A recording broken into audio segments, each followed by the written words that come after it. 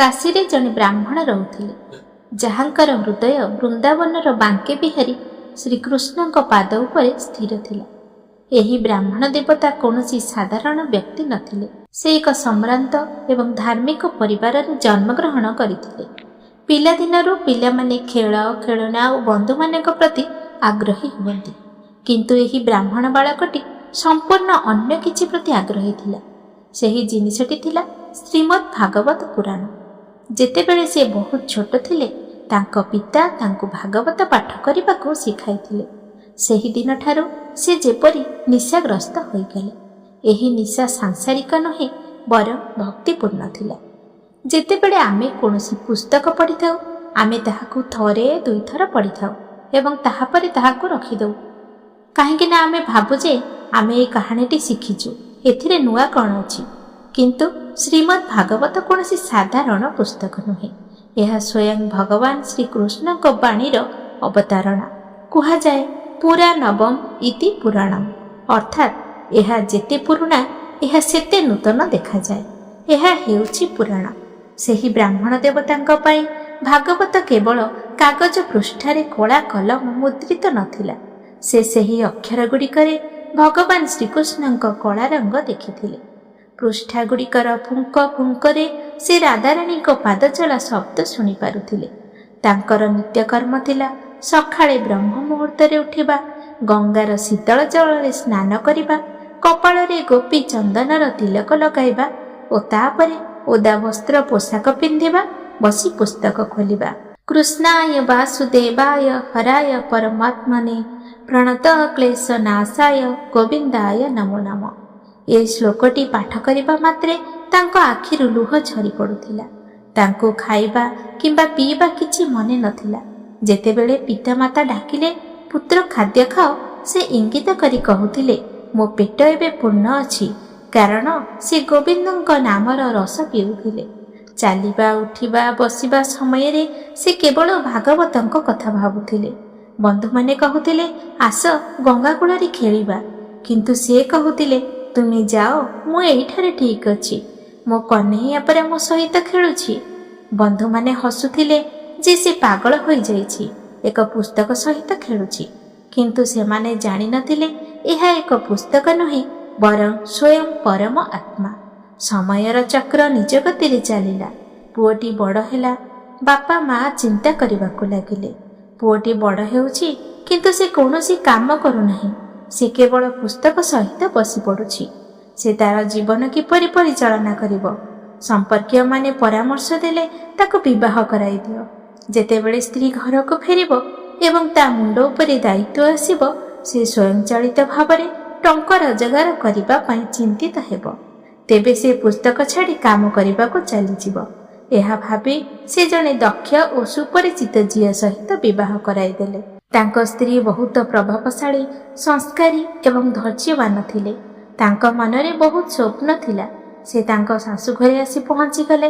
ସେ ଭାବିଥିଲେ ଯେ ତାଙ୍କ ସ୍ୱାମୀ ତ ଜଣେ ବହୁତ ବଡ଼ ପଣ୍ଡିତ ବ୍ୟକ୍ତି ଏବଂ ଘର ସୁରୁଖୁରୁରେ ଚାଲିବ। ବିବାହର ପ୍ରାରମ୍ଭିକ ଦିନଗୁଡ଼ିକ ସୁରୁଖୁରୁରେ ବିତିଗଲା, କିନ୍ତୁ ପୁରୁଣା ଅଭ୍ୟାସ ଗୁଡ଼ିକ ସହଜରେ ଭାଙ୍ଗିଯାଏ ନାହିଁ, ବିଶେଷ କରି ଯେତେବେଳେ ଏଥିରେ ଦିବ୍ୟ ପ୍ରେମ ଜଡ଼ିତ ଥାଏ। ବିବାହ ପରେ ମଧ୍ୟ ବ୍ରାହ୍ମଣଙ୍କ ଦୈନନ୍ଦିନ କାର୍ଯ୍ୟ ଅପରିଚିତ ରହିଲା। ସେ ରାତି ଅଧରେ ହଠାତ୍ ଉଠି ପଡ଼ନ୍ତି। ସ୍ତ୍ରୀ ଦେଖନ୍ତି ଯେ ତାଙ୍କ ସ୍ୱାମୀ ବିଛଣାରେ ନାହାନ୍ତି। ଯେତେବେଳେ ସେ ତାଙ୍କୁ ଖୋଜନ୍ତି, ସେ ତାଙ୍କୁ ଏକ ଦୀପର କ୍ଷୀଣ ଆଲୋକରେ ବସିଥିବାର ଦେଖନ୍ତି। ତାଙ୍କର ଭାଗବତ ଗୀତା ଖୋଲା ଥାଏ।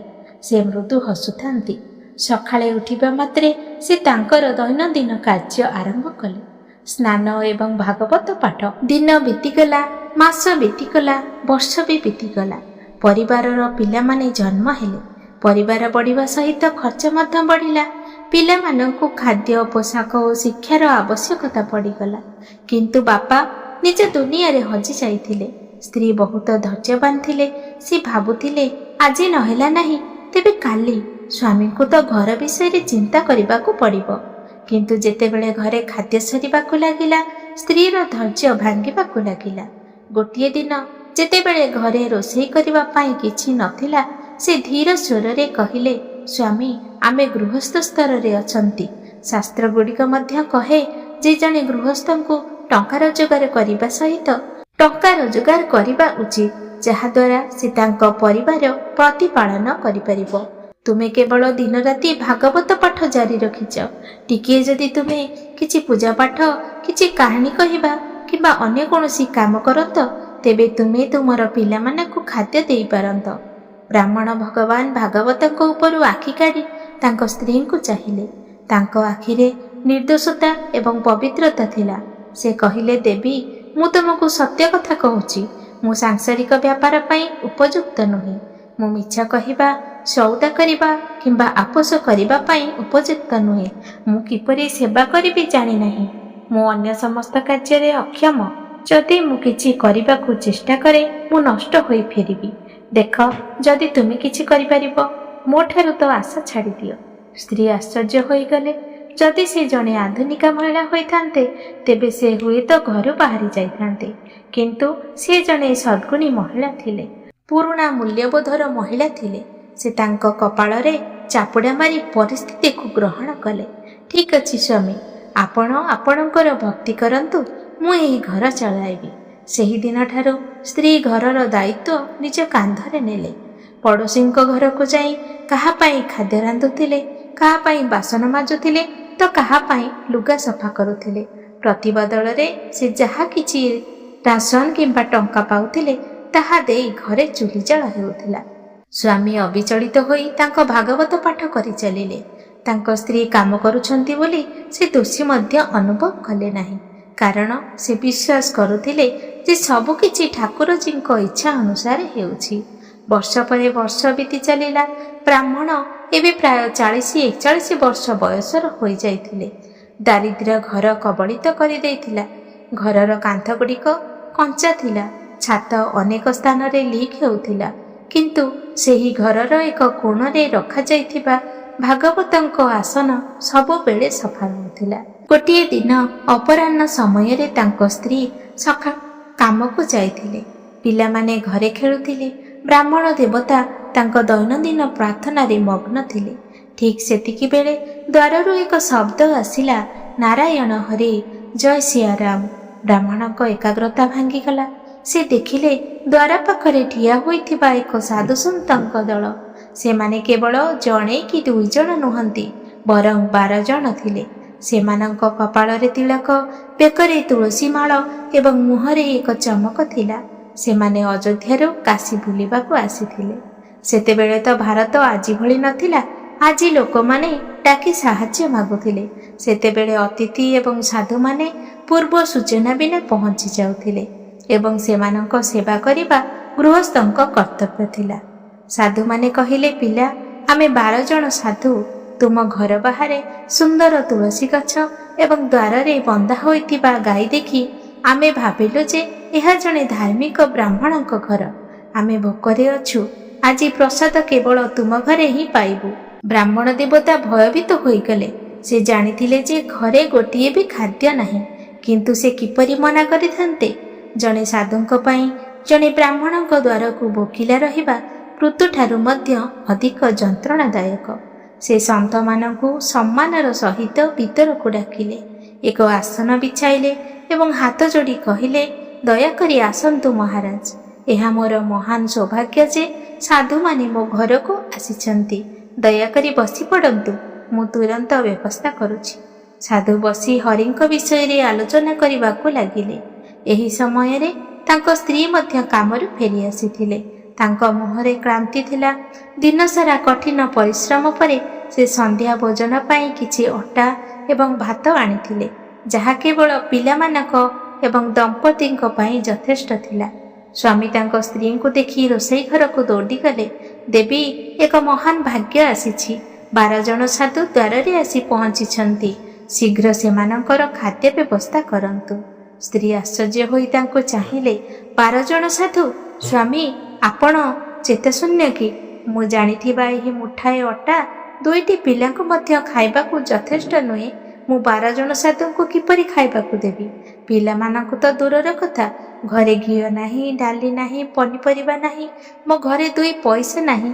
ମୁଁ କେଉଁଠାରୁ ଆଣିବି? ବ୍ରାହ୍ମଣଙ୍କ ମୁହଁ ପଡ଼ିଗଲା। ସେ ନିବେଦନ କରିବାକୁ ଲାଗିଲେ, ଦେବୀ, କିଛି ଗୋଟେ କର।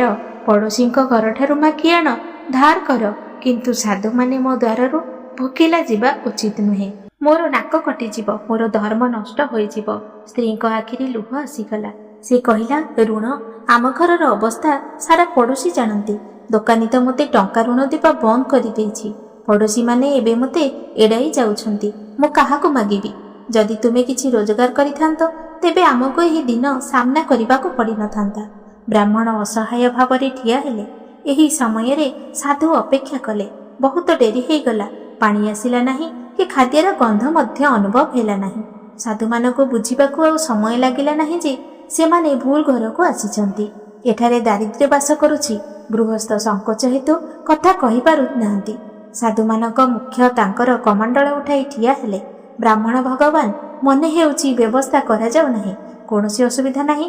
ଆମେ ସନ୍ନ୍ୟାସୀ, ଆମେ ଅନ୍ୟ କୌଣସି ସ୍ଥାନରେ ଖାଦ୍ୟ ମାଗିଦେବୁ। ସଙ୍କୋଚ କରନ୍ତୁ ନାହିଁ। ଜୟ ସିଆରାମ। ଏହା କହି ସାଧୁ ତାଙ୍କ ଆସନ ଉଠାଇ ଚାଲିଗଲେ। ଏହା ବ୍ରାହ୍ମଣଙ୍କ ପାଇଁ ବଜ୍ରପାତ ପରିଥିଲା। ସେ ଦ୍ୱାର ପାଖରେ ଠିଆ ହୋଇ କେବଳ ଦେଖୁଥିଲେ। ତାଙ୍କ ଆଖି ଆଗରେ 12 ଜଣ ସାଧୁ ଭୋକିଲା ଫେରିଗଲେ। ଏହା ତ ଜଣେ ଗୃହସ୍ଥ ବ୍ରାହ୍ମଣ ପାଇଁ ସବୁଠାରୁ ବଡ଼ ପାପ ଏବଂ ଅପମାନ। ତାଙ୍କ ହୃଦୟ ଅନୁତାପରେ ପୂର୍ଣ୍ଣ ହୋଇଗଲା। ସାଧୁମାନେ ଚାଲିଯିବା ପରେ ଘରେ ନୀରବତା ପଶି ଆସିଲା। କିନ୍ତୁ ଏହି ନୀରବତା ଝଡ଼ ପୂର୍ବର ନୀରବତା ପରି ଥିଲା। ବର୍ଷ ବର୍ଷ ଧରି ନୀରବରେ ସବୁକିଛି ସହି ଆସୁଥିବା ସ୍ତ୍ରୀ ଆଜି ତାଙ୍କର ଧୈର୍ଯ୍ୟ ଭାଙ୍ଗିଗଲା। ସାଧୁମାନଙ୍କର ଭୋକରେ ରହିବା ତାଙ୍କ ପାଇଁ ସମାନ ଅପମାନଜନକ ଥିଲା। କିନ୍ତୁ ସେ ଏଥିପାଇଁ ତାଙ୍କ ସ୍ୱାମୀଙ୍କ ନିଷ୍କ୍ରିୟତାକୁ ଦାୟୀ କରିଲେ। ସେ ରୋଷେଇ ଘର ଭିତରୁ ବାହାରି ଆସିଲେ। ତାଙ୍କ ଆଖି କ୍ରୋଧରେ ଜଳି ଉଠୁଥିଲା। ଚିତ୍କାର କରି କହିଲେ, ଦେଖ, ତୁମେ ଶାନ୍ତି ପାଇଲ। ଆଜି ତୁମ ଯୋଗୁଁ ସାଧୁମାନେ ମୋ ଦ୍ୱାରକୁ ଭୋକିଲା ଛାଡ଼ି ଚାଲିଗଲେ। ଏପରି ଜୀବନକୁ ଧିକ୍। ମୁଁ ଦିନରାତି ଅକ୍ଳାନ୍ତ ପରିଶ୍ରମ କରି ଯାହାଦ୍ୱାରା ପିଲାମାନେ ଦିନକୁ 2 ଥର ଖାଦ୍ୟ ପାଇପାରିବେ, ଆଉ ତମେ କେବଳ ସେହି ପୁସ୍ତକକୁ ଛାତିରେ ଧରି ବସିଛ। ବ୍ରାହ୍ମଣ ମୁଣ୍ଡ ନଇଁ ପଡ଼ିଲେ। ଦେବୀ, ଶାନ୍ତି ହୁଅ। ତାଙ୍କ ସ୍ତ୍ରୀ କାନ୍ଦି ଉଠିଲେ, ଶାନ୍ତ ହୁଅ? ମୁଁ କିପରି ଶାନ୍ତ ହେବି? ଶିଶୁଠାରୁ ବୃଦ୍ଧାବସ୍ଥା ପର୍ଯ୍ୟନ୍ତ ତୁମେ ଏହି ଭାଗବତ ବ୍ୟତୀତ ଆଉ କ'ଣ କରିଛ? ଏହି ଭାଗବତ ଆମକୁ କ'ଣ ଦେଇଛି? ଆମ ଘରର ଅବସ୍ଥା ଦେଖ। ପିଲାମାନେ ଚିରା ପୋଷାକ ପିନ୍ଧିଛନ୍ତି, ଘରେ ଖାଦ୍ୟ ନାହିଁ। ଲୋକମାନେ ଆମ ଉପରେ ହସୁଛନ୍ତି। ତୁମେ କହୁଛ, ଏ କୃଷ୍ଣ, ଏ ସ୍ୱୟଂ ଈଶ୍ୱର। ଆହା, ଯଦି ଏ ଈଶ୍ୱର ହୋଇଥାନ୍ତେ ତେବେ କ'ଣ ସେ ତାଙ୍କ ଭକ୍ତଙ୍କୁ ଏପରି ବିପଦରେ ପକାଇଥାନ୍ତେ? ଯେଉଁ ଘରେ ପିଲାମାନେ ଭୋକିଲା ରୁହନ୍ତି ସେଠାରେ ଈଶ୍ୱର କିପରି ରହିପାରିବେ? ସ୍ୱାମୀ ଥରିବାକୁ ଲାଗିଲେ। ସେ ନିଜ ସମାଲୋଚନାକୁ ସହ୍ୟ କରିପାରିଲେ, କିନ୍ତୁ ନିଜ ଭାଗବତର ସମାଲୋଚନାକୁ ସହ୍ୟ କରିପାରିଲେ ନାହିଁ। କହିଲେ, ଦେବୀ, ମୋ ଠାକୁରଙ୍କୁ ଦୋଷ ଦିଅ ନାହିଁ। ଏହା ତ ମୋର ନିଜ କର୍ମର ଫଳାଫଳ। ଭଗବତ ଗୀତା ଏକ ଇଚ୍ଛା ପୂରଣକାରୀ ବୃକ୍ଷ। ତାଙ୍କ ସ୍ତ୍ରୀ କଠୋର ଭାବରେ କହିଲେ, ଚୁପ୍ ରୁହ। ମୁଁ ଯଥେଷ୍ଟ ଶୁଣିଛି। ଆଜି ଆମେ ନିଷ୍ପତ୍ତି ନେବୁ। ତୁମେ ଆଜିଠାରୁ କିଛି କାମ କରିବ, ନଚେତ ଏହି ପୁସ୍ତକ ଏହି ଘରେ ରହିବ ନାହିଁ। ମୋ ସ୍ୱାମୀକୁ ଅକାର୍ଯ୍ୟ କରିଥିବା, ସନ୍ଥମାନଙ୍କୁ ଅପମାନ କରିଥିବା ପୁସ୍ତକକୁ ମୁଁ ଘରେ ରଖିବାକୁ ଦେବି ନାହିଁ। ସେ ଆଗକୁ ବଢ଼ି ଭାଗବତ ଆଡ଼କୁ ହାତ ବଢ଼ାଇଲେ। ଏହା ଦେଖି ବ୍ରାହ୍ମଣ ଦେବତା ମଧ୍ୟ ଧୈର୍ଯ୍ୟ ହରାଇଲେ। ଭାଗବତଙ୍କୁ ଅପମାନ କରି ଯାହାକୁ ସେ ନିଜ ଜୀବନଠାରୁ ଅଧିକ ପ୍ରିୟ ମନେ କରୁଥିଲେ, ସେ ତୁରନ୍ତ ଉଠି ପଡ଼ିଲେ। ଶୀଘ୍ର ତାଙ୍କର ଭାଗବତକୁ ଉଠାଇଲେ ଏବଂ ସେ ତାକୁ ନିଜ ଛାତିରେ ଆଲିଙ୍ଗନ କଲେ, ଯେପରି ଜଣେ ମା ତାଙ୍କ ପିଲାଙ୍କୁ ସୁରକ୍ଷା ଦେବା ପାଇଁ ଆଲିଙ୍ଗନ କରନ୍ତି। ତାଙ୍କ ଆଖିରୁ ଲୁହ ବହିବାକୁ ଲାଗିଲା। କହିଲେ, ଦେବୀ, ଯଦି ତୁମେ ମୋତେ ମାରିଥାନ୍ତ, ପିଟିଥାନ୍ତ କିମ୍ବା ଗାଳି ଦେଇଥାନ୍ତ, ମୁଁ ତାହା ସହ୍ୟ କରିଥାନ୍ତି। କିନ୍ତୁ ଆଜି ତୁମେ ମୋ ଦେବତା, ମୋର ସର୍ବସ୍ୱ, ମୋର ଜୀବନଦାନ ଶ୍ରୀକୃଷ୍ଣଙ୍କ ପାଇଁ ଅପମାନଜନକ ଶବ୍ଦ ବ୍ୟବହାର କରିଛ। ତୁମେ ଭାଗବତକୁ ଘରୁ ବାହାର କରିଦେବା କଥା କହିଛ। ମୁଁ ଏପରି ଜଣେ ବ୍ୟକ୍ତିଙ୍କ ସହିତ ରହିପାରିବି ନାହିଁ ଯିଏ ମୋ ଠାକୁରଙ୍କର ନୁହେଁ। ତାଙ୍କ ସ୍ତ୍ରୀ ମଧ୍ୟ ରାଗିଗଲେ। ଠିକ୍ ଅଛି, ତାପରେ ତୁମେ ଠାକୁରଙ୍କ ସହିତ ଯାଅ, ଦେଖାଯାଉ ସେ କି ପ୍ରକାରର ରୁଟି ତିଆରି କରି ତୁମକୁ ଖୁଆଇଦେବେ। ବ୍ରାହ୍ମଣ ଗୋଟିଏ ମୁହୂର୍ତ୍ତ ପାଇଁ ମଧ୍ୟ ଚିନ୍ତା କଲେ ନାହିଁ। ଚପଲ ପିନ୍ଧି ନଥିଲେ କିମ୍ବା ନିଜ ଶରୀରକୁ ପୋଷାକରେ ଘୋଡ଼ାଇ ନଥିଲେ। କେବଳ ଧୋତି ପିନ୍ଧି ଓ ଭଗବତ ଗୀତାକୁ ଛାତିରେ ଧରି କାନ୍ଦି କାନ୍ଦି ଘରୁ ବାହାରିଗଲେ। ସନ୍ଧ୍ୟା ହେଉଥାଏ। ସେ ସିଧା ଗଙ୍ଗା କୂଳକୁ ଗଲେ। ତାଙ୍କର ହୃଦୟ ଭାଙ୍ଗି ପଡ଼ୁଥାଏ। ହେ ଗୋବିନ୍ଦ, ହେ କୃଷ୍ଣ, ହେ ପ୍ରଭୁ, ଆଜି ମୋତେ ଆପଣଙ୍କ ପାଇଁ ଘର ଛାଡ଼ିବାକୁ ପଡ଼ିଲା। ମୁଁ ଏଥିପାଇଁ ଦୁଃଖିତ ନୁହେଁ। ମୋ ପାଇଁ ଆପଣଙ୍କୁ ନିର୍ଯାତନା ସହିବାକୁ ପଡ଼ିଲା, ସେଥିପାଇଁ ମୁଁ ଦୁଃଖିତ। ମୋର ସ୍ତ୍ରୀ ଅଜ୍ଞ ପ୍ରଭୁ, ଦୟାକରି ତାକୁ କ୍ଷମା କରନ୍ତୁ। କିନ୍ତୁ ମୁଁ ଏବେ କେଉଁଠାକୁ ଯିବି? ଆପଣଙ୍କ ବ୍ୟତୀତ ମୋର ଆଉ କିଏ ଅଛି? ଗଙ୍ଗା କୂଳରେ ଏକ ନିର୍ଜନ ସ୍ଥାନରେ ବସି ସେ ଭଗବତ ଗୀତାକୁ କୋଳରେ ଧରି ଅନିୟନ୍ତ୍ରିତ ଭାବରେ କାନ୍ଦିବାକୁ ଲାଗିଲେ। ଭଗବାନ ତାଙ୍କ ଭକ୍ତର ଦୁଃଖ ଦେଖି ଦୁଃଖିତ ହୋଇଗଲେ। ଗୋटे ପଟେ କାଶୀ କୂଳରେ ବ୍ରାହ୍ମଣଙ୍କ ଆକୁଳ କ୍ରନ୍ଦନ ଗଙ୍ଗା ନଦୀ ଥରି ଉଠୁଥାଏ ଏବଂ ଅନ୍ୟପଟେ ବୈକୁଣ୍ଠରେ ଠାକୁରଙ୍କ ସିଂହାସନ ଥରି ଉଠିଲା। ଶ୍ରୀକୃଷ୍ଣ ଦେଖିଲେ ଯେ ତାଙ୍କର ଜଣେ ଭକ୍ତ ଯେ ସାରା ଜୀବନ ତାଙ୍କ ବ୍ୟତୀତ ଆଉ କାହାକୁ ଚିନ୍ତା କରିନାହାନ୍ତି, ସେ ଏବେ ଅପମାନିତ, ଭୋକିଲା ଏବଂ ତୁଷାର୍ତ ହୋଇ ବସିଛନ୍ତି। ଆଉ ତାଙ୍କ ସ୍ତ୍ରୀ ତାଙ୍କୁ ଆକ୍ଷେପ କରିଛନ୍ତି, ତୁମର କୃଷ୍ଣ ତୁମକୁ କଣ ଦେଇଛନ୍ତି? ଶ୍ରୀକୃଷ୍ଣ ହସିଲେ, କିନ୍ତୁ ତାଙ୍କ ଆଖି କରୁଣାରେ ପୂର୍ଣ୍ଣ ହୋଇଗଲା। ସେ ଭାବିଲେ, ଓ ଏହି ବ୍ରାହ୍ମଣ ମୋର ପାଗଳ ପ୍ରେମିକ। ସେ 40 ବର୍ଷ ଧରି ନିଃସ୍ୱାର୍ଥପର ଭାବରେ ମୋର ସେବା କରିଛନ୍ତି। ସେ କେବେ ମୋତେ କିଛି ମାଗି ନାହାନ୍ତି, କିନ୍ତୁ ଏହାର ଅର୍ଥ ନୁହେଁ ଯେ ମୁଁ ତାଙ୍କର ଯତ୍ନ ନେବା ଉଚିତ ନୁହେଁ। ଆଜି ମୋର ପ୍ରତିଷ୍ଠା ବିପଦରେ ଅଛି, ମୋତେ ଯିବାକୁ ପଡ଼ିବ। ପ୍ରଭୁ ତୁରନ୍ତ ତାଙ୍କର ରୂପ ପରିବର୍ତ୍ତନ କଲେ। ସେ ଏକ ମନୋରମ ଛୋଟ ପିଲାର ରୂପ ଧାରଣ କଲେ। ସେ ପ୍ରାୟ 8 କିମ୍ବା 10 ବର୍ଷ ବୟସରେ ଦେଖାଯାଉଥିଲେ। ତାଙ୍କର ରଙ୍ଗ କଳା ଥିଲା, ବଡ଼ ଚମକଦାର ଆଖି ଯାହା ପ୍ରେମ ଝରାଉଥିଲା। ସେ ତାଙ୍କ ମୁଣ୍ଡରେ ଏକ ସୁନ୍ଦର ପଗଡ଼ି ବାନ୍ଧିଲେ, ଜଣେ ବ୍ୟବସାୟୀଙ୍କ ପରି। ତାଙ୍କର ଧୋତି ତାଙ୍କ ଆଣ୍ଠୁ ପର୍ଯ୍ୟନ୍ତ ଟାଣି ହୋଇ ଏକ କମର କୋଟ୍ ବାନ୍ଧିଲେ। ସେ ତାଙ୍କ ବେକରେ ମୂଲ୍ୟବାନ ମଣିର ହାର ପିନ୍ଧିଲେ, କିନ୍ତୁ ଏହାକୁ ଏକ ସରଳ କପଡ଼ାରେ ଘୋଡ଼ାଇ ରଖିଥିଲେ। ସେ ତାଙ୍କ ହାତରେ ପାଦଚଲା ଏବଂ ସୁନା କଙ୍କଣ ପିନ୍ଧିଥିଲେ ଏବଂ ସବୁଠାରୁ ଆଶ୍ଚର୍ଯ୍ୟର କଥା, ସେ ତାଙ୍କ ମୁଣ୍ଡରେ ଏକ ବଡ଼ ବାଉଁଶ ଟୋକାଇଟେ ରଖିଥିଲେ। ଟୋକେଇଟି ଏତେ ଭାରି ଥିଲା ଯେ ଦେଖଣାହାରୀମାନେ ଆଶ୍ଚର୍ଯ୍ୟ ହୋଇଯାଉଥିଲେ ଯେ ଏତେ ଛୋଟ ପିଲା ଏହାକୁ କିପରି ବହନ କରିପାରିବ। ପ୍ରଭୁ କାଶୀର ରାସ୍ତାରେ ଖାଲି ପାଦରେ ଚାଲିଥିଲେ। ତାଙ୍କର ଚାଲିବାର ବକ୍ରତା ସମାନ ଥିଲା ଏବଂ ଯିଏ ତାଙ୍କୁ ଦେଖୁଥିଲା ସେ ଅଟକି ଯାଉଥିଲା। ଓହୋ, କି ସୁନ୍ଦର ପିଲା! ଦେଖ, ପ୍ରଚୁର ଝାଳ ବାହାରୁଛି, ତଥାପି ତା ମୁହଁରେ ଏତେ ହସ। ସେ କାହାର ପୁଅ? ଏତେ ଭାରି ଭାର ବୋହି ସେ କୁଆଡ଼େ ଯାଉଛି? ଲୋକମାନେ ତାକୁ ଚାହିଁ ରହିଲେ, କିନ୍ତୁ ପରମେଶ୍ୱର ସିଧା ତାଙ୍କ ଭକ୍ତଙ୍କ ଘର ଆଡ଼କୁ ଦୌଡ଼ିଲେ।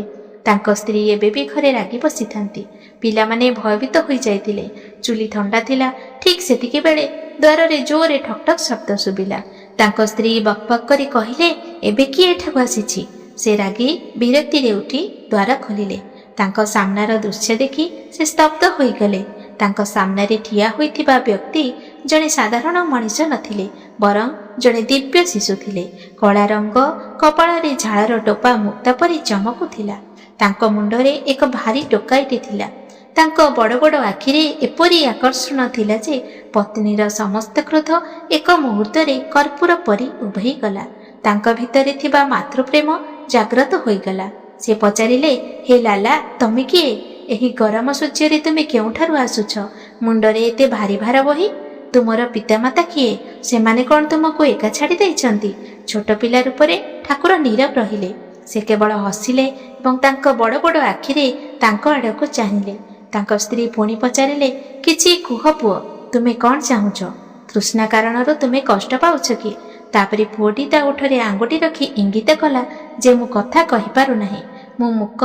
ଭଗବାନ ଏକ ନାଟକ ଅଭିନୟ କରିଦେଲେ। ସେ ଜାଣିଥିଲେ ଯେ ଯଦି ସେ କଥା କୁହନ୍ତି ତାର ସ୍ୱରରେ ଏପରି ଯାଦୁ ଅଛି ଯେ ସେ ତାକୁ ଚିହ୍ନି ପାରିଥାନ୍ତେ, କିମ୍ବା ହୁଏତ ସେ ମିଛ କହିବାକୁ ଚାହୁଁନଥିଲେ। ତେଣୁ ସେ ନୀରବ ରହିବାର ଅଭିନୟ କଲେ। ସ୍ତ୍ରୀ ଆହୁରି ଦୟା ଅନୁଭବ କଲା। ଓଃ, ଏତେ ସୁନ୍ଦର ପିଲା, ହେଲେ ସେ କଥା କହିପାରୁନାହିଁ। ଭଗବାନ କ'ଣ ଏତେ ନିଷ୍ଠୁର? ପୁଅଟି ତାର ଅଣ୍ଟା ବନ୍ଧରୁ ଏକ କଲମ ଏବଂ କାଗଜ ବାହାର କଲା। ସେ କାଗଜରେ କିଛି ଲେଖିବାକୁ ଲାଗିଲା। ଲେଖିବା ସମୟରେ ସେ ବେଳେବେଳେ ତାର ସ୍ତ୍ରୀକୁ ଚାହିଁ ହସୁଥାଏ। ତାର ହସ ଏତେ ମନମୁଗ୍ଧକର ଥିଲା ଯେ ତାର ସ୍ତ୍ରୀ ତାର ଚେତା ହରାଇବାକୁ ଲାଗିଲା। ସେ ଏହା ତାଙ୍କ ସ୍ତ୍ରୀକୁ ଦେଲେ। ସ୍ତ୍ରୀ ତ ଶିକ୍ଷିତ ଥିଲେ। ସେ ଦୀପ ଆଲୋକରେ ଚିଠିଟି ପଢ଼ିବାକୁ ଆରମ୍ଭ କଲେ। ସେଥିରେ ଲେଖା ଥିଲା, ମୟା ନମସ୍କାର, ମୁଁ ତୁମ ସ୍ୱାମୀଙ୍କ ମାଲିକ।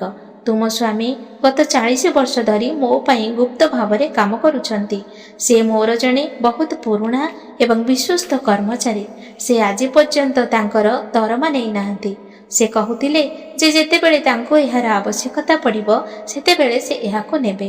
ଆଜି ମୁଁ ଜାଣିଲି ଯେ ତାଙ୍କ ପରିବାରକୁ ଟଙ୍କାର ଅତ୍ୟନ୍ତ ଆବଶ୍ୟକତା ଅଛି ଏବଂ ସାଧୁମାନଙ୍କ ସେବା କରିବା ପାଇଁ ସେମାନଙ୍କ ପାଖରେ ଅର୍ଥର ଅଭାବ ଅଛି। ତେଣୁ ମୁଁ ତାଙ୍କୁ ଗତ 40 ବର୍ଷର ତାଙ୍କର ସମ୍ପୂର୍ଣ୍ଣ ଦରମା ସୁଧ ସହିତ ଦେବାକୁ ବ୍ୟକ୍ତିଗତ ଭାବରେ ଆସିଛି। ଏହି ଟୋକେଇଟି ନିଅ, ଏଥିରେ ତାଙ୍କର ମଜୁରୀ ଅଛି। ପତ୍ନୀ ଚିଠିଟି ପଢ଼ି ଆଶ୍ଚର୍ଯ୍ୟ ହୋଇଗଲେ। ମୋ ସ୍ୱାମୀ କାମ କରନ୍ତି, ତୁମେ କିଏ? ଆଉ ତୁମେ ଏତେ ଛୋଟ ବ୍ୟବସାୟୀ? ଏହା କି ପ୍ରକାରର ଚମତ୍କାର! ସେ ପୁଅଟିକୁ ଚାହିଁଲେ। ପୁଅ, ତୁମେ କ'ଣ ଧନୀ ଲୋକ? ଏତେ ଛୋଟ! ପୁଅଟି ଛାତି ଫୁଲାଇ ଗର୍ବର ସହିତ ମୁଣ୍ଡ ହଲାଇଲା। ମୋତେ କ'ଣ କମ୍ ମନେ କରିଛ କି? ମୁଁ 3 ଲୋକର ଧନୀ ଲୋକ। ସ୍ତ୍ରୀ କହିଲା, ଠିକ୍ ଅଛି ପୁଅ, ଏହି ଟୋକେଇଟି ଏଠାରେ ରଖ, କିନ୍ତୁ ତୁମେ କିଛି ଖାଇବ? ମୋ ପାଖରେ ତ କିଛି ନାହିଁ, କିନ୍ତୁ ଦୟାକରି ପାଣି ଟିକେ ପିଅ। ପୁଅଟି ମୁଣ୍ଡ ହଲାଇଲା ଆଉ ଇଙ୍ଗିତ କଲା, ମୋତେ ଶୀଘ୍ର ଯିବାକୁ ପଡ଼ିବ, ବହୁତ କାମ କରିବାକୁ ଅଛି। ସେ ଟୋକେଇଟିକୁ ବାରଣ୍ଡାରେ ଓହ୍ଲାଇ ଦେଲେ। ଏହାକୁ ଭୂମିରେ ରଖିବା ମାତ୍ରେ ଏହା ଭାରି ଶବ୍ଦ ହେଲା, ଯେପରି ଏହାର ଓଜନ ପ୍ରାୟ 1 ପାଉଣ୍ଡ। ସେ ଯିବା ସମୟରେ ପୁଅଟି ପ୍ରଣାମ କରି ତାଙ୍କ ସ୍ତ୍ରୀଙ୍କୁ ଅଭିବାଦନ କଲା ଏବଂ ଆଖି ପିଛୁଳାକେ ସେ ଅଦୃଶ୍ୟ ହୋଇଗଲା। ସ୍ତ୍ରୀ ଭାବିଲା, କି ଏକ ଅଦ୍ଭୁତ ପିଲା, ସେ କୁଆଡ଼େ ଗଲା? ସେ ରାସ୍ତାରେ ଦେଖିବାକୁ ଗଲା, କିନ୍ତୁ ସେଠାରେ କେହି ନଥିଲେ। ସ୍ତ୍ରୀ ଭିତରକୁ ଆସି ଟୋକେଇ ଘୋଡ଼େଇଥିବା କପଡ଼ାଟି କାଢ଼ିଦେଲେ। କପଡ଼ାଟି କାଢ଼ିବା ମାତ୍ରେ ଏପରି ଏକ ଚମତ୍କାର ଆଲୋକ ଘରଟିରେ ପରିପୂର୍ଣ୍ଣ ହୋଇଗଲା। ଟୋକେଇଟି ସାଧାରଣ ଶସ୍ୟ କିମ୍ବା ଟଙ୍କାରେ ପରିପୂର୍ଣ୍ଣ ନଥିଲା। ଏହା ବିଶାଳ ହୀରା, ମଣି, ମାଣିକ, ମୁକ୍ତା ଏବଂ ସୁନା ମୁଦ୍ରାରେ ପରିପୂର୍ଣ୍ଣ ଥିଲା। ସେମାନଙ୍କର ଚମକ ସୂର୍ଯ୍ୟ ପରି ଥିଲା। ସ୍ତ୍ରୀ ଚିତ୍କାର କରି କହିଲେ, ହେ ଭଗବାନ, ଏତେ ଧନ! କାଶୀର ରାଜାଙ୍କ ଭଣ୍ଡାରରେ ମଧ୍ୟ ଏତେ ଧନ ନଥିବ। ଏହା କ'ଣ ସ୍ୱପ୍ନ ନା ବାସ୍ତବ? ସେ ଏକ ସୁନା ମୁଦ୍ରା ଉଠାଇ ତାହାକୁ ଚାହିଁଲେ। ହଁ, ଏହା ତ ସତ୍ୟ। ତାପରେ ତାଙ୍କ ମୁଣ୍ଡ ଘୁରିବା ଆରମ୍ଭ କଲା। ତାଙ୍କୁ ମନେ ପଡ଼ିଲା ଯେ ତାଙ୍କ ସ୍ୱାମୀ ସବୁବେଳେ କହୁଥିଲେ, ମୋ ପ୍ରଭୁ ହେଉଛନ୍ତି କୃଷ୍ଣ, ମୁଁ ତାଙ୍କର ସେବା କରେ। କ'ଣ ସେହି ପିଲାଟି? ନା ନା, ସେ କେବଳ ଜଣେ ସାଧାରଣ ପିଲା ପରି ଦେଖାଯାଉଥିଲା। ସେ ଟୋକେଇଟିକୁ ଉଠାଇବାକୁ ଚେଷ୍ଟା କଲେ, କିନ୍ତୁ ତାହା ହଲିଲା ନାହିଁ। ସେ ତାଙ୍କ ପିଲାମାନଙ୍କୁ ଡାକିଲେ, ପିଲାମାନେ ଶୀଘ୍ର ଆସ। ପିଲାମାନେ ଆସିଗଲେ। ସେମାନେ ସମସ୍ତେ ଏକାଠି ଠେଲିଦେଲେ ଏବଂ ତାପରେ ଟୋକେଇଟି କୋଠରୀ ଭିତରକୁ ଖସିଗଲା। ଏବେ ସ୍ତ୍ରୀର ହୃଦୟ ଧଡ଼ଧଡ଼ କରିବାକୁ ଲାଗିଲା। ସେ ତାଙ୍କ ଭୁଲ ଅନୁଭବ କରିବାକୁ ଲାଗିଲେ। ମୋ ସ୍ୱାମୀ କ'ଣ ଜଣେ ଅସାର ନଥିଲେ? ସେ ଏତେ ବଡ଼ ବ୍ୟବସାୟୀଙ୍କ ପାଖରେ କାମ କରୁଥିଲେ, ଆଉ ମୁଁ ତାଙ୍କୁ ଘରୁ ବାହାର କରିଦେଲି। ମୁଁ ତାଙ୍କୁ ଗାଳି ଦେଉଥିଲି। ସେ ତୁରନ୍ତ ତାଙ୍କ ବଡ଼ ପୁଅକୁ ଡାକିଲେ, ପୁଅ, ଦୌଡ଼ି ଯା, ଗଙ୍ଗା କୂଳରେ ଥିବା ଘାଟଗୁଡ଼ିକୁ ଦେଖ। ତୋର ବାପା ନିଶ୍ଚୟ ସେଠାରେ ଅଛନ୍ତି। ତାଙ୍କୁ କହ ଯେ ମା ତାଙ୍କୁ ଡାକୁଛନ୍ତି। ତାଙ୍କୁ କହ ଯେ ବ୍ୟବସାୟୀ ଆସି ତାଙ୍କୁ ତାଙ୍କର ଦରମା ଦେଇଯାଇଛନ୍ତି। ତାଙ୍କୁ କ୍ଷମା ମାଗ ଏବଂ ଶୀଘ୍ର ଘରକୁ ଡାକି ଆଣ। ମୁଁ ତାଙ୍କ ପାଇଁ ଖାଦ୍ୟ ପ୍ରସ୍ତୁତ କରିଛି। ପୁଅ ଗଙ୍ଗା କୂଳକୁ ଦୌଡ଼ିଗଲା। ଏହି ସମୟରେ ବ୍ରାହ୍ମଣ ଦେବତା ଏପର୍ଯ୍ୟନ୍ତ ଗଙ୍ଗା କୂଳରେ ବସି କାନ୍ଦୁଥିଲେ। ତାଙ୍କ ଭାଗବତ ଲୁହରେ ଭିଜି ଯାଇଥିଲା। ପ୍ରଭୁ, ଏବେ ମୋତେ ଆପଣଙ୍କ ପାଖକୁ ଡାକ, ମୋର ଏହି ଦୁନିଆରେ କେହି ନାହାନ୍ତି। ତାପରେ ପୁଅର ସ୍ୱର ଶୁଭିଲା, ବାପା, ବାପା। ବ୍ରାହ୍ମଣ ତାଙ୍କ ଲୁହ ପୋଛିଦେଲେ। କ'ଣ ହେଲା ପୁଅ, ତୁମେ ଏଠାରେ କାହିଁକି? ତୁମ ମାଙ୍କ ପାଖକୁ ଯାଅ, ମୋ ପାଖରେ ତୁମ ପାଇଁ କିଛି ନାହିଁ। ପୁଅ ହସି ହସି କହିଲା, ବାପା, ଘରକୁ ଯିବା, ମା ଡାକିଛନ୍ତି। ମା ତ ବହୁତ ଖୁସି।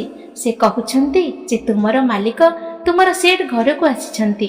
ସେ ତୁମକୁ ତୁମର 40 ବର୍ଷର ଦରମା ଦେଇ ଚାଲି ଯାଇଛନ୍ତି। ଘରେ ହୀରା ଏବଂ ମୁକ୍ତାର ଗଦାମ ଅଛି। ମା ହାଲୁଆ ପୁରୀ ତିଆରି କରିଛନ୍ତି, ଶୀଘ୍ର ଆସ। ବ୍ରାହ୍ମଣ ଚମକି ପଡ଼ିଲେ। କ'ଣ ତୁମେ କହୁଛ? ଠାକୁର ବ୍ୟତୀତ ମୋର ଆଉ କୌଣସି ମାଲିକ ନାହିଁ, ଆଉ ମୁଁ କୌଣସି ଚାକିରି କରେ ନାହିଁ। ତୁମ ମା ପାଗଳ ହୋଇଯାଇଛନ୍ତି କି? ପୁଅ କହିଲା, ମୁଁ ତ ଜାଣି ନାହିଁ, କିନ୍ତୁ ଏକ ଛୋଟ ପୁଅ ଆସିଥିଲା। ସେ ଏକ ବହୁତ ଭାରି ଟୋକେଇ ଛାଡ଼ି ଯାଇଛି। ଏହା ଶୁଣି ବ୍ରାହ୍ମଣଙ୍କ କାନ ଉଠିଗଲା। ତାଙ୍କ ହୃଦୟ ଧଡ଼ଧଡ଼ କରିବାକୁ ଲାଗିଲା। ସେ କିପରି ଥିଲେ? ମୋତେ କହ, ସେ କିପରି ଥିଲେ? ବାପା, ସେ ବହୁତ ସୁନ୍ଦର ଥିଲେ। ବଡ଼ ବଡ଼ ଆଖି, କୁଞ୍ଚୁକୁଞ୍ଚିଆ କେଶ ଏବଂ ହଳଦିଆ ପଗଡ଼ି ପିନ୍ଧିଥିଲେ। ବ୍ରାହ୍ମଣ ବୁଝିପାରିଲେ। ସେ ଖାଲି ପାଦରେ ଘରକୁ ଚାଲିଗଲେ। ଝୁଣ୍ଟି ଝୁଣ୍ଟି ଘର ପାଖରେ ଯାଇ ପହଞ୍ଚିଲେ। ଦ୍ୱାରରୁ ଏକ ସୁଗନ୍ଧି ବାରି ହେଇଯାଉଥାଏ। ଘରଟି ଦୀପରେ ଝଲସୁଥିଲା। ସ୍ତ୍ରୀ ନୂଆ ପୋଷାକ ପିନ୍ଧିଥିଲେ। ସ୍ୱାମୀଙ୍କୁ ଦେଖିବା ମାତ୍ରେ ସେ ଦୌଡ଼ି ଦୌଡ଼ି ଯାଇ ତାଙ୍କ ପାଦ ତଳେ ପଡ଼ିଗଲେ। ସ୍ୱାମୀ, ମୋତେ କ୍ଷମା କର, ମୁଁ ତୁମକୁ ଚିହ୍ନି ପାରିଲି ନାହିଁ। ତୁମେ ଜଣେ ଗୁପ୍ତ ନାୟକ ହୋଇଗଲ। ତୁମେ ଏତେ ଧନୀ ବ୍ୟବସାୟୀ। ତୁମେ ତାଙ୍କ ପାଖରେ କାମ କରୁଛ ଏବଂ ମୋତେ କେବେ ମଧ୍ୟ କହିନାହ। ଦେଖ, ତୁମର ମାଲିକ ତୁମ ପାଇଁ ଏତେ ଧନ ଛାଡ଼ି ଯାଇଛନ୍ତି। ବ୍ରାହ୍ମଣ ତାଙ୍କ ସ୍ତ୍ରୀଙ୍କୁ ଉଠାଇଲେ ନାହିଁ। ତାଙ୍କ ଆଖି ଟୋକେଇ ଏବଂ ଚିଠି ଉପରେ ପଡ଼ିଗଲା। ସେହି ଚିଠିଟି କେଉଁଠି? ମୋତେ ଦେଖାଅ। ସ୍ତ୍ରୀ ତାଙ୍କ ସ୍ୱାମୀକୁ କାଗଜ ଖଣ୍ଡିଏ ଦେଲେ। ବ୍ରାହ୍ମଣ ଥରି ଥରି ହାତରେ ଚିଠିଟି ନେଲେ। ସେଥିରେ କୌଣସି ସାଧାରଣ ବ୍ୟକ୍ତିଙ୍କ ହାତଲେଖା ନଥିଲା। ଏହା ସେହି ବଙ୍କା ହସ୍ତାକ୍ଷର ଥିଲା ଯାହାକୁ ସେ ପ୍ରେମର ଭାଷା ବୋଲି କହୁଥିଲେ। ଯେତେବେଳେ ସେ ଅକ୍ଷରଗୁଡ଼ିକୁ ଭଲ ଭାବେ ଦେଖିଲେ, ସେ ଦେଖିଲେ ଯେ ସେମାନଙ୍କ ଭିତରେ ଭଗବାନ କୃଷ୍ଣଙ୍କ ପ୍ରତିଛବି ଉଭା ହେଉଛି। ବ୍ରାହ୍ମଣ ଗର୍ଜନ କରି ଚିତ୍କାର କଲେ, ହେ କୃଷ୍ଣ, ହେ ଗୋବିନ୍ଦ। ସେ ଭୂମିରେ ପଡ଼ିଗଲେ। ଦେବୀ, ତୁମେ କ'ଣ କଲ? ତୁମେ ମୋ ପ୍ରଭୁଙ୍କୁ ଟୋକେଇ ଉଠାଇବାକୁ ବାଧ୍ୟ କଲ। ତୁମେ ମୋର 3 ଲୋକର ପ୍ରଭୁଙ୍କୁ କୁଲି କରିଦେଲ। ହେ ଦୁର୍ଭାଗ୍ୟ, ସେ କୌଣସି ବ୍ୟବସାୟୀ ନଥିଲେ, ସେ ଥିଲେ ଲକ୍ଷ୍ମୀପତି ନାରାୟଣ। ସେ ନିଜେ ମୋର କହ୍ନେୟା ଥିଲେ। ସ୍ତ୍ରୀ ଆଶ୍ଚର୍ଯ୍ୟ ହୋଇଗଲେ, କ'ଣ ସେ ଭଗବାନ ଥିଲେ? ହଁ ମୂର୍ଖ, ମୁଁ ସାରା ଜୀବନ ତାଙ୍କୁ ଖୋଜୁଛି। ସାରା ଜୀବନ ଯାହାଙ୍କୁ ପୂଜା କରିଥିଲି ଆଜି ତୁମକୁ ଦର୍ଶନ ଦେବାକୁ ଆସିଗଲେ। ଆଉ ମୁଁ ସେହି ଦୁର୍ଭାଗ୍ୟ ଗଙ୍ଗା କୂଳରେ ବସି କାନ୍ଦୁଥିଲି। ତୁମେ ଧନ୍ୟ ଦେବୀ, ପ୍ରଭୁ ତୁମକୁ ବ୍ୟକ୍ତିଗତ ଭାବରେ ଦର୍ଶନ ଦେଇଛନ୍ତି, ତୁମ ସହିତ କଥା ହୋଇଥିଲେ ଏବଂ ତୁମକୁ ଏହି ଚିଠି ଦେଇଥିଲେ। ଏବେ ସେ ସ୍ତ୍ରୀ ବୁଝିପାରିଲେ ସେହି ପିଲାର ଅଲୌକିକ ସୌନ୍ଦର୍ଯ୍ୟ, ପିଲାଟି ହଲାଇଥିବା ଭାରି ଟୋକାଇ। ଏହା ସବୁ ମାୟାପତିଙ୍କ ଖେଳ ଥିଲା। ସେ ମଧ୍ୟ କାନ୍ଦିବାକୁ ଲାଗିଲେ। ସ୍ୱାମୀ, ଦୟାକରି ମୋତେ କ୍ଷମା କରନ୍ତୁ। ମୁଁ ମୋର ଲୋଭ ଯୋଗୁଁ ଈଶ୍ୱରଙ୍କୁ ଚିହ୍ନି ପାରିଲି ନାହିଁ। ବ୍ରାହ୍ମଣ କହିଲେ, କାନ୍ଦ ନାହିଁ ଦେବୀ, ଏହା ତାଙ୍କର କୃପା। ସେ ପ୍ରମାଣ କଲେ ଯେ ଭଗବତ ଗୀତା କେବଳ ଏକ ପୁସ୍ତକ ନୁହେଁ। ଯେଉଁମାନେ ଭଗବତ ଗୀତାର ଆଶ୍ରୟ ନିଅନ୍ତି ସେମାନଙ୍କ ପାଇଁ ଈଶ୍ୱର ନିଜେ ଦାୟିତ୍ୱ ନିଅନ୍ତି। ଆଜି ସେ ମୋର ଋଣ ପରିଶୋଧ କରିଛନ୍ତି। ସେହି ଦିନଠାରୁ କାଶୀରେ ସେହି ବ୍ରାହ୍ମଣଙ୍କ ଘର ଏକ ତୀର୍ଥସ୍ଥଳ ହୋଇଗଲା। ସେ ବ୍ୟକ୍ତିଗତ ଆନନ୍ଦ ପାଇଁ ଟଙ୍କା ବ୍ୟବହାର କରିନଥିଲେ। ସେ ଏହାକୁ ସନ୍ଥ ଏବଂ ଋଷିମାନଙ୍କର ସେବା କରିବା, ଭଗବତ ଗୀତାକୁ ଉତ୍ସର୍ଗୀକୃତ ଏକ ମହାନ ଯଜ୍ଞ ଆୟୋଜନ କରିବା ଏବଂ ଗରିବ ଅସହାୟମାନଙ୍କୁ ସାହାଯ୍ୟ କରିବା ପାଇଁ ବ୍ୟବହାର କରିଥିଲେ। ସ୍ୱାମୀ ଏବଂ ସ୍ତ୍ରୀ ଉଭୟଙ୍କ ପରିସ୍ଥିତି ବଦଳିଗଲା। ଏବେ ସ୍ତ୍ରୀ ତାଙ୍କ ସ୍ୱାମୀକୁ କାମ କରିବାକୁ କହୁନଥିଲେ, ସେ ତାଙ୍କ ସହିତ ବସି ଭାଗବତ ଶୁଣୁଥିଲେ। ସେ ପ୍ରାୟତଃ କହୁଥିଲେ, ସ୍ୱାମୀ, ଦୟାକରି ସେହି ବ୍ୟବସାୟୀଙ୍କୁ ପୁଣି ଡାକି ଆଣ। ମୁଁ ଟଙ୍କା ଚାହୁଁ ନାହିଁ, ମୁଁ କେବଳ ସେହି କଳା ମୁହଁ ପୁଣି ଦେଖିବାକୁ ଚାହୁଁଛି। ଏହି କାହାଣୀ ଆମକୁ ଶିକ୍ଷା ଦିଏ ଯେ ଈଶ୍ୱରଙ୍କ ପ୍ରତି ବିଶ୍ୱାସ କେବେ ନଷ୍ଟ ହୁଏ ନାହିଁ। ଏହା ବିଳମ୍ବ ହୋଇପାରେ, କିନ୍ତୁ ଏହା କେବେ ଭୁଲ ନୁହେଁ। ଶ୍ରୀମଦ୍ ଭାଗବତ ସ୍ୱୟଂ ଈଶ୍ୱରଙ୍କ ସ୍ୱରୂପ। ଏହାକୁ ପଢ଼ିବା ଏବଂ ଶୁଣିବା କଳ୍ପବୃକ୍ଷ ପରି ଫଳପ୍ରଦ। ଈଶ୍ୱର ତାଙ୍କ ଭକ୍ତଙ୍କ ପାଇଁ ଯେକୌଣସି ବ୍ୟକ୍ତି ହୋଇପାରନ୍ତି। ଜଣେ ସାରଥୀ, ଜଣେ ଦ୍ୱାରପାଳ ଏବଂ ଆବଶ୍ୟକ ପଡ଼ିଲେ ମୁଣ୍ଡରେ ଟୋକାଇ ବହି ନେଉଥିବା ଜଣେ ଶ୍ରମିକ ମଧ୍ୟ। କାଶୀର ସେହି ବ୍ରାହ୍ମଣମାନେ ଏବଂ ସେମାନଙ୍କର ଭକ୍ତି ଆଜି ମଧ୍ୟ ଜୀବିତ ଅଛି। ଏହା ଆମକୁ ପ୍ରେରଣା ଦିଏ ଯେ ଯଦି ଆମର ପ୍ରେମ ସତ୍ୟ, ତେବେ ଭଗବାନ କିପରି ଏକ ଭଙ୍ଗା ମୂର୍ତ୍ତି ରୂପରେ ଆମ ରାସ୍ତାରେ, ଆମ ଦ୍ୱାରରେ ଆସିପାରିବେ।